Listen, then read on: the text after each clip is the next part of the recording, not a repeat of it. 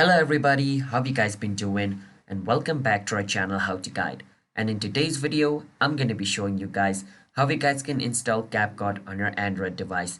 But before I show you the way, if you guys are new to our channel How to Guide, then don't forget to hit the like and subscribe to our YouTube channel with notification on. And let's move on with the video. First step, you want to open your Play Store. So I'm going to click on Play Store to open it. Because in Android, you have to use Play Store. For iOS, you have to use App Store. Alright, so we want to download it for Android. So go on your Play Store and where it says search, you want to write CapCut. Once you search for CapCut, you want to click on install.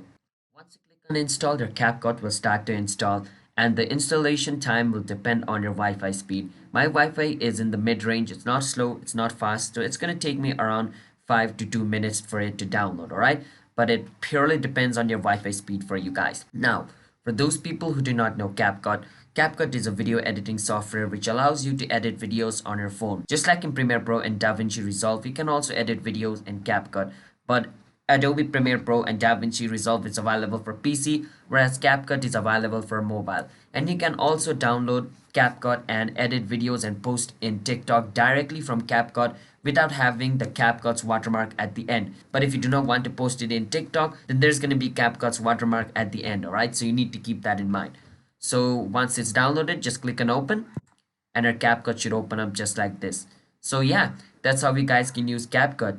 And if you guys found our video helpful, then don't forget to hit the like and subscribe to our YouTube channel for future videos just like this. Stay tuned to our channel How to Guide. I'll see you guys on my next video. Bye bye until then.